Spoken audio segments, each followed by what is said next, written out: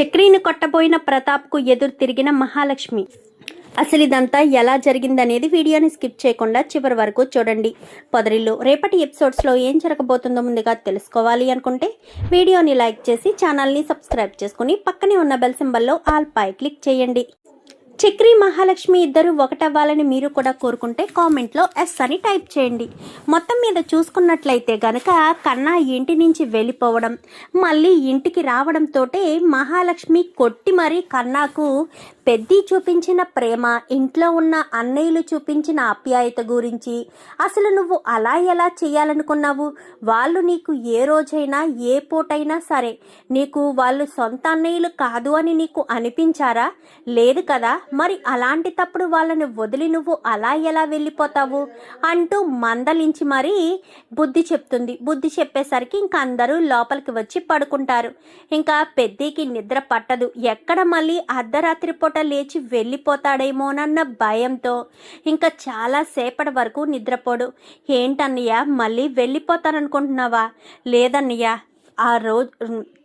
ఆ నిర్ణయం ఆ క్షణంలో తీసుకుని తప్పు చేశాను అని అర్థమైంది. నేను వెళ్ళను అని చెప్పి ఇంకా అక్కడి నుంచి పడుకో అన్నయ్య అని గుండెల మీద చేయి వేసుకుని పడుకుంటాడు. పడుకునేసరికి అదంతా చూస్తుంది మహాలక్ష్మి. వీళ్ళ మధ్య ఇంత ఆప్యాయత, ఇంత అనురాగం ఉంది. ఇంటిలో ఆడదిక్కు లేదన్న మాటే గాని అందరూ మగవాళ్ళైనా సరే పెద్ది అందరినీ ఎంతో ఆప్యాయంగా, ఎంతో విలువలతో, ఎంతో ప్రేమగా చూసుకుంటారు. లేదంటే ఆడదిక్కు లేని వాళ్ళు ఎలా పెరుగుతారు?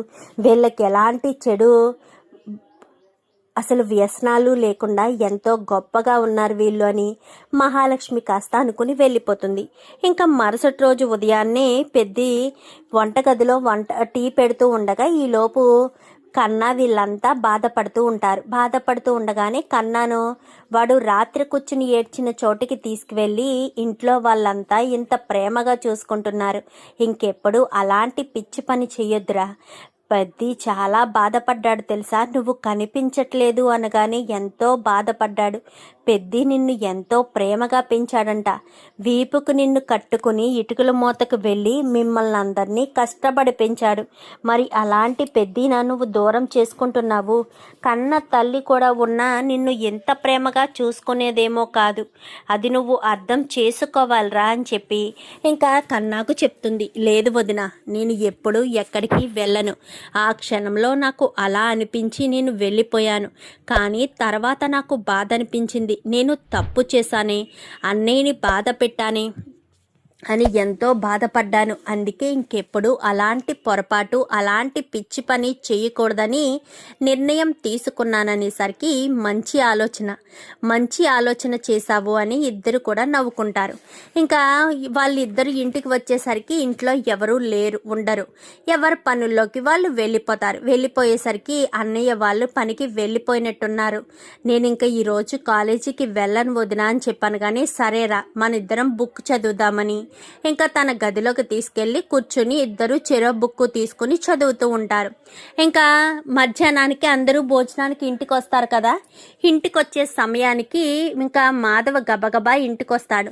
మనం అందరం కలిసి ట్రిప్కి వెళ్దామా అని చెప్పాను. కానీ ట్రిప్కా వెళ్దామని అందరూ నిర్ణయం తీసుకుని బయటకు వచ్చేసరికి ఇంకా ఈయన కనిపించడు. నారాయణ కనిపించడు, రేడియో కూడా కనిపించదు.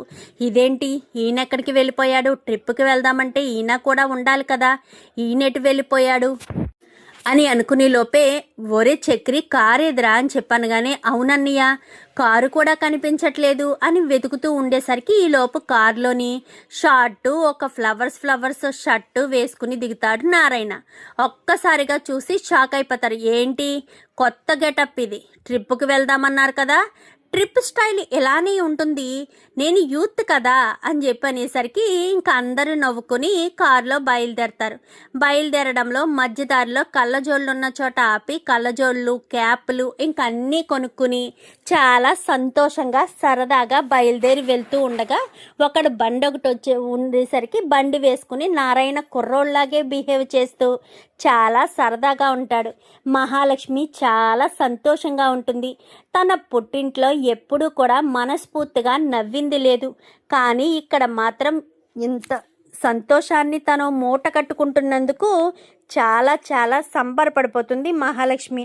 నా పుట్టింట్లో నేను ఎప్పుడూ ఇంత సరదాగా ఉన్నది లేదు, ఇక్కడ మాత్రం ఎంతో సంతోషంగా అనిపిస్తుంది, నాకు ఇక్కడే ఉండిపోవాలని అనిపిస్తుందని మనసులో అనుకుంటుంది. ఏంటమ్మా మహాలక్ష్మి, ఏం ఆలోచిస్తున్నావు అంటూ మాధవ్ అనగానే, ఏమీ లేదు పెద్ది, మీతో ఉంటే ఎలాంటి కష్టం ఎలాంటి నష్టం ఏమీ అనిపించదు, ఎలాంటి కళ్ళ కపటం లేకుండా అందరూ సంతోషంగా ఉన్నారు, నాకు మీ మధ్య ఇలానే శాశ్వతంగా ఉండిపోవాలనుంది పెద్ది అంటూ మాట్లాడడంతో, ఇప్పుడు నిన్ను ఎవరు వెళ్ళిపోమని చెప్పారమ్మా, నువ్వు మా మధ్య ఎప్పటికీ ఉండిపో, నేను వద్దని అనలేదు కదా అంటూ మాధవ్ మాట్లాడడంతో సంతోషంగా నవ్వుకుంటారు.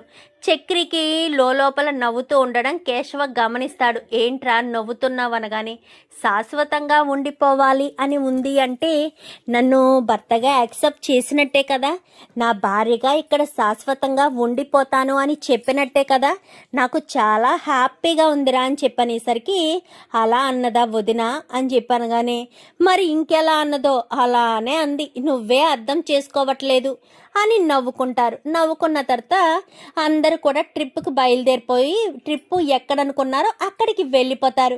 ఇక్కడ వీళ్ళ అదృష్టం వాళ్ళ దురదృష్టం ఏంటంటే, అక్కడ ప్రతాపు, ఆది, హారిక, లలిత వాళ్ళు నలుగురు ఆ పిల్లతో కలిపి ఇప్పుడు సెలవులు కదా, మనవరాలతో కలిసి వాళ్ళు అదే ప్లేస్కి ట్రిప్పుకు వస్తారు. ట్రిప్పుకు వచ్చేసరికి ఇంకా అక్కడ అందరూ కూడా ట్రిప్పుకు వచ్చి ఒకరినొకరు చూసుకుంటారు. ట్రిప్పుకి వచ్చి అందరూ ఒకరినొకరు చూసుకోవడంతో ఒక్కసారిగా షాక్ అయిపోతుంది మహాలక్ష్మి. మా అమ్మ వాళ్ళు వచ్చారు అనేసరికి, వెళ్ళమ్మమ్మ, వెళ్ళు మహాలక్ష్మి, వెళ్ళి మాట్లాడు అనగానే, లేదు పెద్ది, వాళ్ళు ఎప్పుడైతే సర్టిఫికెట్స్ చించేశారో ఆ రోజే నాకు వాళ్ళ మీద అసహ్యం కలిగింది, వాళ్ళని నేను ఎప్పుడూ కలవకూడదని నిర్ణయం తీసుకున్నాను, వాళ్ళ జోలికి నేను వెళ్ళకూడదని అనుకున్నాను, నేను మళ్ళీ గొప్ప స్థాయికి వెళ్ళేంత వరకు నేను వాళ్ళ దగ్గరికంటూ వెళ్ళను, వాళ్ళతో మాట్లాడినంటూ మహాలక్ష్మి చెప్తుంది. అది కాదమ్మా మహాలక్ష్మి, వాళ్ళు ఏదో కోపంతో అలా అనుంటారు, అలా చేసుంటారు, ఆ మాత్రం దానికే నువ్వంత కోపం తెచ్చుకోవడం అంత మంచిది కాదు అనగానే, కోపం ఏంటన్నయ్య, కోపం వాళ్ళు చేసింది ఏమన్నా శ్రవ్యంగా ఉందా, వదిన ఎంతో కష్టపడి చదివి సర్టిఫికెట్స్ సంపాదించింది, మరి అలాంటి సర్టిఫికెట్స్ బూడిదపాలు చేయడం తప్పే కదన్నయ్య, కోపం ఉంటే వేరే రకంగా చూపించాలి, కష్టపడి చదివిన చదువు మీద చూపించడం ఏంటి, వదిన చేస్తుంది కరెక్టే అంటూ ఇంకా కేశవ్ అంటాడు. ఇంకా అక్కడి నుంచి వాళ్ళు వెళ్ళిపోతారు. చూసావా నాన్న, అది అసలు మన వంకే చూడడం లేదు, మనతో మాట్లాడడం లేదు, ఎంత పంతమో దానికి అంటూ ఇంకా ఆది ప్రతాప్కి అయితే ఎక్కిస్తూ ఉండగానే, తను చేసిన దాంట్లో తప్పేముందండి, తన మీద కోపం ఉంటే మీరు వేరేలా చూపించాలి, చూపించడం మానేసి సర్టిఫికెట్స్ కాల్ చేస్తారా, తను చదువుకున్న చదువుని బుగ్గిపాలు చేస్తారా, అందుకే తనకి కోపం ఉంది అనగానే, ఏంటి హారిక నువ్వు తనని సపోర్ట్ చేస్తున్నావు, ఒక ఆడపిల్లగా తన భవిష్యత్తు బాగుండాలని కోరుకునే అమ్మాయిని నేను, మహా ఎప్పుడు ఏ తప్పు చేయలేదు, మహా గురించి నాకు తెలుసు, మహా అలాంటి కఠినమైన నిర్ణయం తీసుకోవడానికి ముమ్మాటికి కారణం మీరే, మీరు మావయ్య గారు తీసుకున్న తొందరపాటు నిర్ణయం వల్లే ఇదంతా జరిగింది, లేదంటే మహాలక్ష్మి ఇంటి నుంచి అడుగు బయట పెట్టే ఆలోచనే తనకు లేదు, ఎలా అయినా తను కోరుకున్న గమ్యానికి చేరుకోవాలని, తను గోల్ రీచ్ అవ్వాలని మహాలక్ష్మి ఎంతసేపు ఆరాటపడింది, కానీ తన అభిప్రాయాలను, తన ఇష్టాలని, తన కోరికలని మీరు ఏ రోజు లెక్క చేయకుండా మీకు నచ్చినట్టు ఆ భూషణ్కిచ్చి తన జీవితాన్ని నాశనం చేయాలని కోరుకున్నారు, అందుకే మహా మిమ్మల్ని కాదని వెళ్ళిపోయింది, దానికి తగ్గట్టు మీరు మీ ఆ సర్టిఫికెట్లు కాల్చేశారు, తప్పు చేసింది మీరైతే మహా మాట్లాడలేదు అని అంటారేంటి, మహా చేసిన దాంట్లో ఏమాత్రం తప్పు లేదు, అలాంటి వాణ్ణి పెళ్లి చేసుకుని వంటగదిలో బిక్కుబిక్కుమంటూ ఏడవడం తప్ప వేరే పని ఏమీ చేసేది కాదు మహా, అప్పుడు మీరు సంతోషంగా ఉండేవారేమో, ఇప్పుడు మీరు సంతోషంగా ఉన్నారో లేదో తెలియదు కానీ మహా మాత్రం చాలా హ్యాపీగా ఉంది, 5 మగవాళ్ళు ఉన్న ఆ ఇంట్లోనే మహా ఎంతో సెక్యూర్గా చాలా సంతోషంగా ఉంది తెలుసా మీకు ఆ విషయం అంటూ హారిక మాట్లాడేసరికి ఇంకా అక్కడి నుంచి కాస్త వెళ్ళిపోతారు. ఇంకా వీళ్ళంతా కూడా ట్రిప్ కోసమని వెళ్ళారు కదా, అంతా కూడా చాలా హ్యాపీగా ఎంజాయ్ చేస్తూ కన్నాతో జోకులు వేసుకుంటూ మహాలక్ష్మి చాలా సంతోషంగా ఉంటుంది. ట్రిప్కి వెళ్ళిన వాళ్ళంతా కూడా నైటు లంచ్ కోసం డిన్నర్ కోసమని ఒక చోట గ్యాదర్ అవుతారు. ఒక చోట గ్యాదర్ అయ్యేసరికి ఇంకక్కడ ఒక పోటీ పెట్టమనగానే వదిన నువ్వు కూడా వెళ్ళండి, అన్నయ్య నువ్వు కూడా వెళ్ళండి అనేసరికి మేమెందుకు, ఏమీ వెళ్ళము, మాకేమీ వద్దు అని మహాలక్ష్మి చెప్తుంది. చెప్పిన తర్వాత ఎందుకు వెళ్ళరు, వెళ్ళండి వదిన వెళ్ళండి అంటూ కన్నా చెప్పేసరికి కన్నా బాధపడతాడు అన్న ఒకే ఒక్క కారణం చేత సరే వెళ్తాము అని ఇద్దరు బయలుదేరి వెళ్తారు. వెళ్ళిన తర్వాత ఇక్కడ వీళ్ళు కూడా అంటే ఆది హారిక ఇద్దరు కూడా వెళ్తారు. ఇద్దరు వెళ్ళేసరికి పోటీలో వీళ్ళకి వాళ్ళకి పోటీలు మొత్తం ఇంకొక 4-5 జంటలు కలుస్తారు. వాళ్ళకి వీళ్ళకి అన్నీ కూడా ట్రిప్కి వెళ్ళిన చోట రిసార్ట్ వాళ్ళు అయితే పోటీ పెడతారు. పోటీ పెట్టేసేసరికి ఇంకా అక్కడ అంతా కూడా చూస్తూ ఉంటారు. చూస్తూ ఉండగానే ఇంకా సంతోషపడుతూ ఉంటుంది హారిక. చక్రి మహాలక్ష్మి ఇద్దరు ఒకటవుతున్నారన్నమాట. వాళ్ళిద్దరూ సంతోషంగా జీవితాన్ని లీడ్ చేయాలనుకుంటున్నారు. మహాలక్ష్మి జీవితం ఎటు వెళ్ళబోతుందో అనుకున్నాను, ఈ రకంగా ఇక్కడ సెటిల్ అవ్వబోతుందా? సర్లే మహాలక్ష్మి ఇక్కడికి ఇలా సెటిల్ అయితే అంతకు మించిన సంతోషం ఏముంటుంది, అంతకు మించిన ఆనందం ఏముంటుంది అని తెగ సంతోషంగానే ఉంటుంది. ఇంకా పోటీలో ఇంకా అన్ని జంటలు అయిపోతాయి. చివరికి ఆది వీళ్ళు మాత్రమే మిగులుతారు. మిగిలేసరికి ఆది వాళ్ళ మీద చక్రి మహాలక్ష్మి గెలుస్తారు. గెలవడంతో అది తట్టుకోలేకపోతాడు ఆది. ఎందుకంటే వీళ్ళిద్దరూ ఆదర్శ దంపతులుగా నిలవాలి అనుకుంటే అందరి ముందు ఓడిపోయి తల దించుకురావడం ఆది తట్టుకోలేకపోతాడు. అది వేరే వాళ్ళు ఎవరైనా గెలిస్తే సరిపోయేది, అక్కడ మహాలక్ష్మి చక్రి గెలవడం అదో పెద్ద ఓటమిలా ఫీల్ అయ్యి చాలా కోపంతో ఉంటాడు. ఇంకా అందరూ కూడా డిన్నర్ చేయడానికి రండి అనగానే అందరూ డిన్నర్ చేయడానికి వెళ్తారు. వెళ్ళడంతో ఇంకా చూసుకోకుండా ఆది అక్కడి నుంచి వస్తూ అంటే వాడు వస్తాడు ఇటు నుంచి చక్రి వెళ్తూ ఉంటాడు. చక్రి వెళ్తూ ఉండేసరికి ఆది వచ్చి డాష్ ఇవ్వడంతో చక్రి ప్లేట్లో ఉన్న ఫుడ్ కాస్త ఆది మీద ఒలిగిపోతుంది. ఆది మీద ఒలిగిపోవడంతో కళ్ళు కనిపించట్లేదా, కోటీశ్వరరాలైన అమ్మాయిని పెళ్లి చేసుకోవడంతో కళ్ళు నెత్తికెక్కాయి ఏంటి, అసలు నీలాంటి వాడిని ఇక్కడికి రావడమే గొప్ప, మాలాంటి వాళ్ళతో కలిసి భోజనం చేయడమా, కళ్ళు నెత్తికెక్కి పెట్టుకుంటున్నావా ఏంటి అంటూ ఇంకా చెయ్యెత్తి కొట్టబోయే సమయానికి మహాలక్ష్మి కాస్త వచ్చి పట్టుకుంటుంది. వదలవే అని చెప్పాను కానీ ఎందుకు వదలాలి, అసలు నా భర్త మీద చేసుకోవడానికి నీకేం హక్కు అధికారం ఉంది, నా భర్త ఒంటి మీద చేసుకోవడానికి చెయ్యెత్తుతున్నావా, నా భర్త చేసిన తప్పేముంది అంటూ మాట్లాడడంతో ఏం తప్పు చేశాడా, నా డ్రెస్ నిండా ఎలా వలకబోసాడో చూసావు కదా, కళ్ళు కనిపించట్లేదా, అంతా కనిపిస్తుంది, ఎవరు ఏం చేశారో ఎవరు వచ్చి డాష్ ఇచ్చారో చూడలేదనుకుంటున్నావా, తను నార్మల్గానే వస్తున్నాడు, నువ్వే చూసుకోకుండా వచ్చావు, తప్పు నువ్వు చేసి తన మీద శిక్ష విధిస్తే చూస్తూ ఊరుకుంటానా, నేను అస్సలు ఊరుకోను, అయినా చక్రి ఏ తప్పు చేయలేదు, తప్పు చేసింది నువ్వు అంటూ ఇంకా మహాలక్ష్మి అక్కడ గొడవ పడుతూ ఉంటుంది. గొడవ పడుతూ ఉండగానే ఇంకా ఈ లోపు ప్రతాప్ చూసి ప్రతాప్ వస్తాడు. ఈ అలగా జనాన్ని పెళ్లి చేసుకుని నువ్వు వీడితో కలిసి కాపురం చేస్తూ నా కొడుకు మీదే తిరగబడతావా అని చెప్పి ఇంకా చాలా కోపంగా ప్రతాప్ అనేసరికి నా భర్తను అనడానికి మీరెవరు, ఏ రోజైతే నా సర్టిఫికెట్స్ చింపి నేను మీ కూతుర్నే కాదు అంటూ నన్ను ఎప్పుడైతే అవమానించారో ఆ రోజే మీకు నాకు బంధం తెగిపోయింది, అప్పటి వరకు నేను మిమ్మల్ని మోసం చేసి పెళ్లి చేసుకున్నాను అనే గిల్టీ భావన నాలో ఉంది కానీ నన్ను సర్టిఫికెట్స్ కోసమని ఇంటికి రమ్మని చెప్పి నమ్మించి మోసం చేశారు.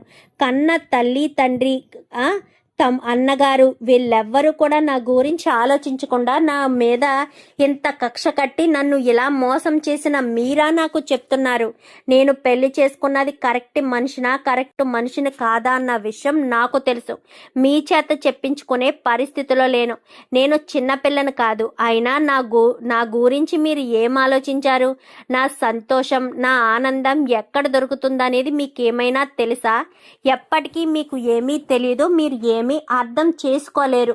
ప్రతి క్షణం నన్ను ఏదో రకంగా బాధ పెట్టాలని, నన్ను క్షోభ పెట్టాలని మీరు చూస్తూ ఉంటారే తప్ప ఎప్పుడు కూడా నన్ను సంతోషంగా చూడాలని అనుకోరు. చిన్నప్పటి నుంచి మీకు నచ్చినవి, మీకు ఇష్టమైనవి నా చేత చేయిస్తూ వచ్చారు. నా ఇష్టాలని, నా సంతోషాన్ని ఏ రోజైనా గౌరవించారా? ఏ రోజు గౌరవించలేదు మీరు. అలాంటిది మీరు నా భర్త గురించి తక్కువ చేసి మాట్లాడడం ఏంటి? నా భర్త నన్ను ఎలా చూసుకుంటున్నాడో నాకు తెలుసు. ఎవరు తక్కువ చేసి మాట్లాడడానికి నేను ఒప్పుకోను. అసలు ఏ హక్కు అధికారం ఉందని మీరు తక్కువ చేసి మాట్లాడడానికి? మీరు మాట్లాడే అవకాశం కూడా మీకు లేదు అంటూ మహాలక్ష్మి ప్రతాప్ని ఎదిరించి మాట్లాడుతుంది. ఏం చేస్తున్నావు నీకు అర్థమవుతుందా మహాలక్ష్మి? తను మీ నాన్న అనగానే నా భర్త జోలికి వస్తే ఎవరినైనా ఇలాగే మాట్లాడతాను. నా కుటుంబం జోలికి వస్తే ఎవరిని కూడా వదిలిపెట్టను. 5 మగవాళ్ళు ఉన్న ఆ ఇంట్లో నేను ఎంత సెక్యూరిటీగా ఉన్నానో, ఎంత సంతోషంగా ఉన్నానో నాకు మాత్రమే తెలుసు. 2 మగవాళ్ళున్న ఆ ఇంట్లో నన్ను ఏ రోజు ఎవరు అర్థం చేసుకోలేరు. నాకు ఏ రోజు స్వేచ్ఛనివ్వలేదు. ప్రతి క్షణం అనుమానపు కళ్ళతోనే నన్ను చూశారు. కానీ నన్ను ఆ ఇంట్లో ఒక గొప్ప వ్యక్తిగా ఆ ఇంట్లో వాళ్ళు అనుకుంటున్నారు. నేను ఆ ఇంట్లో అడుగు పెట్టాక నన్ను ఒక అమ్మ స్థానంలో ఉంచారు. నేను కొట్టినా పడుతున్నారు, తిట్టినా పడుతున్నారు. అసలు వాళ్ళు నన్ను పడాల్సిన అవసరం లేదు, నన్ను వాళ్ళు లెక్క చేయాల్సిన అవసరం లేదు. కానీ వాళ్ళు నన్ను ఎంతో ప్రేమగా, ఎంతో ఆప్యాయంగా, ఎంతో అనురాగంగా చూసుకుంటున్నారు. అలాంటి వాళ్ళ మధ్య నేను ఉండడం చాలా సంతోషంగా ఫీల్ అవుతున్నాను. అక్కడ ఉండడమే నాకు ఆనందాన్ని ఇస్తుంది. మీ ఇంటి దగ్గర ఉన్నప్పుడు నాకు కలగని ఆనందం, ఈ 20 సంవత్సరాలు నాలో నేను దూరం చేసుకున్న ఆనందం నాకు ఎక్కడ దొరుకుతుంది? ఎక్కడ నా స్వేచ్ఛకు ఎలాంటి భంగం లేదు. నేను ఏమంటున్నా పడేవాళ్ళు ఉన్నారు. నన్ను ఎంతో ఆప్యాయంగా, నా మీద ఎంతో గౌరవం చూపించే వాళ్ళు ఉన్నారు. ఇంత ఆప్యాయత, ఇంత గౌరవం, ఇంత ప్రేమ చూపించే ఎలాంటి ఇంట్లో నేను ఉండడం నాకు చాలా అదృష్టంగా భావిస్తున్నాను అంటూ మహాలక్ష్మి గట్టిగా ప్రతాప్కి వార్నింగ్ ఇస్తుంది. ఏంటే వాళ్ళ గొప్ప? వాళ్ళకి ఆస్తులున్నాయా, అంతస్తులున్నాయా? ఆస్తులు అంతస్తులు ఉంటే మనుషుల్లో ప్రేమలు ఉండవు నాన్న. ప్రేమ దొరకాలి అంటే ఆస్తి అంతస్తు లేకపోయినా ఆప్యాయంగా పలకరించి చిన్న మాట చాలు, ఆప్యాయంగా చూసుకునే చిన్న పిలుపు చాలు. అలాంటి గొప్ప ఇంట్లో నేను ఉంటున్నాను. అలాంటి ఆప్యాయతల మధ్య, అనురాగాల మధ్య నేను ఎంతో సంతోషంగా ఉంటున్నాను. ఎక్కడ నాకు దొరకని సంతోషం, ఆనందం ఆ ఇంట్లో నాకు దొరుకుతుంది. మరి అలాంటి తప్పుడు నేను ఆ ఇంటి నుంచి ఎందుకు దూరం అవుతాను? ఎప్పటికీ నేను ఆ ఇంటి నుంచి దూరం అవ్వను. అయ్యే అవసరం కూడా నాకు లేదు. నేను చచ్చేంత వరకు అదే ఇంట్లో నేను ఉంటాను. ఎవరైనా ఏమైనా అనగలరా? ఎవరైనా ఏదైనా చేయగలరా? మీకు కూతుర్ని చూడాలి అనిపించి ప్రేమ కలిగితే ప్రేమగా చూడడానికి రండి, కానీ నాతో గొడవ పడాలని మాత్రం ఎట్టి పరిస్థితుల్లోనూ రావద్దు అంటూ చెప్పడంతో, నిన్ను చూడవలసిన అవసరం మాకేముంది? మమ్మల్ని కాదని వెళ్ళిపోయిన నీ దరిదాపుల్లో కూడా మేము రాము. మాకు రావాల్సిన అవసరం కూడా లేదు అంటూ ఇంకా ప్రతాపు అది అక్కడి నుంచి వెళ్ళిపోతారు. అమ్మ మహాలక్ష్మి అనేసరికి, ఏంటి పెద్ది, మిమ్మల్ని అంత అవమానించినట్టు మాట్లాడుతుంటే చూస్తూ ఊరుకుంటానా? నేను అస్సలు ఊరుకోను. అసలు మన కుటుంబాన్ని తక్కువ చేసి మాట్లాడడం ఏంటి? మన కుటుంబం ఏ లోటు చేసింది? మన కుటుంబం ఎంత ఆప్యాయంగా, ఎంత అనురాగంగా ఉంటుంది? అది అర్థం చేసుకోకుండా వీళ్ళు పదే పదే నన్ను అనుమానిస్తూ, అవమానిస్తూ, బాధపడుతూ ఉంటే చూస్తూ ఊరుకోవాలా? నేను అస్సలు చూస్తూ ఊరుకోను. ఎందుకంటే నా కుటుంబం విలువేంటో, నా కుటుంబంలోని మనుషులు ఎవరేంటో, వాళ్ళు నాకు ఇచ్చే విలువ, ప్రేమ, ఆప్యాయత ఏంటో నాకు అన్నీ బాగా తెలిసి పెద్ది. పద వెళ్దామని ఇంకా అక్కడి నుంచి వేరే ప్లేస్కి వెళ్ళిపోతారు అందరూ. ఇంకా చక్రి తెగ సంతోషపడతాడు. ఏంట్రా చక్రి, ఏంటి అంత సంతోషపడుతున్నావు? చూసావా అన్నయ్య, మహాలక్ష్మి మన కుటుంబం మీద ఒక్క మాట కూడా అననివ్వలేదు. నా ఒంటి మీద వాళ్ళ అన్నయ్య చేసుకోపోతే చేతినాపి మరి వాళ్ళతో గొడవ పడింది. అది మహాలక్ష్మి అంటే. అలాంటి అమ్మాయి మన ఇంటి కోడలుగా ఎప్పుడు ఉంటే సంతోషంగా ఉంటుంది కదన్నయ్య. ఉంటే బాగుంటుందిరా. కానీ మహాలక్ష్మి నిన్ను భర్తగానే అనుకోవడం లేదు కదా. మరి అలాంటి తప్పుడు మహాలక్ష్మితో ఎలా కలిసి ఉంటావు? ఏ రకంగా కలిసి ఉంటావు? మహాలక్ష్మిని ఇంట్లోనే ఏ రకంగా ఉంచుతావు? తను ఎప్పటికీ ఇంటికి నుంచి దూరంగా వెళ్ళాలని చూస్తుందే తప్ప ఈ ఇంటికి దగ్గర అవ్వాలని కానీ ఇంటితో బంధం పెంచుకోవాలని కానీ అనుకోవడం లేదు. అలాంటి తప్పుడు మరి నేను ఏం చేయాలి అంటూ మాట్లాడేసరికి, అది కాదన్నయ్య, నువ్వు మహాలక్ష్మితో మాట్లాడితే ఏదో రకంగా మహాలక్ష్మి వింటుంది. వింటే ఖచ్చితంగా నీ మాట విని ఇంట్లోనే ఉంటుంది. నా భార్యగా ఇంటి కోడలుగా ఉంటుందన్నయ్య. అది నీ చేతుల్లోనే ఉంది అంటూ ఇంకా చక్రి అంటాడు. ఏంటి మా చక్రి, ఏం మాట్లాడుతున్నావు? నీకు తెలుస్తుందా? ప్రేమలు, బంధాలు, ఆప్యాయతలు మనం చెప్పే మాటల మీద కానీ మనం చేసే పనుల మీద కానీ కాదు, వాళ్ళ మనసుకు నచ్చితే ఉంటాయి. అంతేగాని మనం ఈ షేప్లో చేసి ఇలానే ఉండాలి, ఇలానే ప్రేమ చూపించాలి అంటే కష్టంరా. వాళ్ళ మనసుల్లో ఎలాంటి ప్రేమ ఉందో ఆ ప్రేమే మనకు అర్థమవుతుంది. వాళ్ళకి మన మీద ఫీలింగ్ కలగాలి అంటే వన్ మూమెంట్ ఇదొకటి జరగాలి. ఆ వన్ మూమెంట్ జరిగితే ఖచ్చితంగా మహాలక్ష్మి ఇదే ఇంట్లో ఉంటుంది. అది మీరు అర్థం చేసుకోవాలి. నీకు పదే పదే చెప్పలేను, కానీ మహాలక్ష్మికి నీ మీద ఎలాంటి ఫీలింగ్ ఉందో నాకైతే తెలియదు. కానీ మహాలక్ష్మి మాత్రం ఈ ఇంటిని చాలా గొప్పగా అనుకుంటుంది. ఆ గొప్పగా అనుకునే భావనలోంచే నీ మీద ఇష్టం కలగొచ్చు. ఈ ఇంట్లో తను శాశ్వతంగా ఉండాలి అన్న ఆలోచన రావచ్చు. అలా ఆలోచన వస్తే మహాలక్ష్మి ఎప్పటికీ ఇదే ఇంట్లో ఉంటుంది. అది మాత్రం ఖచ్చితంగా జరుగుతుందిరా అనేసరికి, ఏమో అన్నయ్య, మహాలక్ష్మి ఇక్కడ ఉంటే మన కుటుంబానికి అమ్మలేని లోటు, మన కుటుంబం మీద పెట్టిన శాపం రెండూ తొలగిపోతాయి. అప్పుడే మహాలక్ష్మి నాతో సంతోషంగా ఉంటుంది. తనలో మార్పు వస్తే బాగున్ను.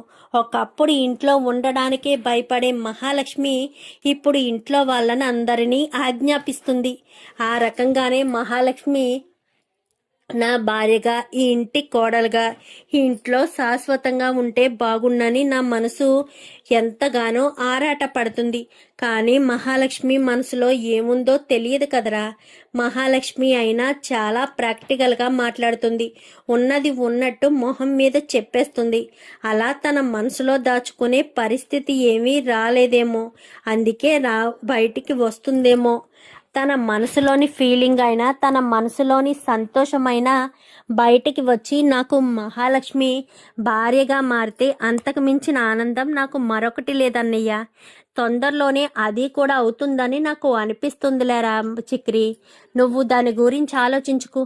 మహాలక్ష్మికి పదే పదే నువ్వు మంచివాడివి అన్నట్టు నటించడం కాదు, జీవించాలి. అంటే నువ్వు మంచిగా మంచివాడివి అన్నట్టు నటిస్తే నటన ఈరోజు కాకపోతే రేపైనా బయటికి వచ్చేస్తుంది. అప్పుడు మళ్ళీ మోసం చేశారు అంటూ మహాలక్ష్మి బాధపడుతుంది. అలా మహాలక్ష్మి బాధపడకుండా ఉండాలి అంటే ఖచ్చితంగా నీలో మార్పు రావాలి. మార్పు వస్తే అంతా మంచిదే, అంతా సంతోషంగా ఉండొచ్చు అంటూ మహాలక్ష్మిలో కూడా నీలో భర్త అన్న ఫీలింగ్ కలిగితే తను ఖచ్చితంగా బయటికి చెప్తుంది. తనలో తను దాచుకుని ఉండే మనిషి కాదు, ఏదున్నా మొహం మీద చెప్పాలనుకునే మనస్తత్వం కలది. అర్థమవుతుందా? నువ్వు దీన్ని మనసులో పెట్టుకుని పిచ్చి వేషాలు వెయ్యకు. తనంతట తాను నిన్ను భర్తగా ఒప్పుకునేంత వరకు ఏ వేషాలు వెయ్యకు అంటూ హెచ్చరిస్తాడు మాధవ. అదేంటన్నయ్య అలా మాట్లాడుతున్నావు? నేను ఎప్పుడైనా తప్పుగా ప్రవర్తించానా? ఏ ఆడపిల్ల విషయంలో అయినా తప్పుగా ప్రవర్తించానా? లేదు కదా. మరి నన్ను ఎలా అనుమానించి అవమానించాలనుకుంటున్నావు? నేను ఆ ఉద్దేశంతో చెప్పలేదురా. నువ్వే చనువు తీసుకుని చెప్పేయకు అని చెప్తున్నా అంతే. నువ్వేదో ఆడపిల్లలనేదో చేస్తావని కాదు. నా తమ్ముళ్ళ గురించి నాకు తెలీదా ఏంటి అంటూ ఇంకా చక్రినైతే మాధవం మందలిస్తాడు. చూద్దాం మరి రాబోయే ఎపిసోడ్స్లో మరి మహాలక్ష్మిలో మార్పు వచ్చి చక్రిని భర్తగా అంగీకరిస్తుందో, లేక చక్రికి శాశ్వతంగా దూరం అవ్వడానికి ప్రయత్నం చేస్తుందో. వీడియో నచ్చితే లైక్ చేసి ఛానల్ని సబ్స్క్రైబ్ చేసుకుని పక్కనే ఉన్న బెల్ సింబల్లో ఆల్ పై క్లిక్ చేయండి. Thank you for watching.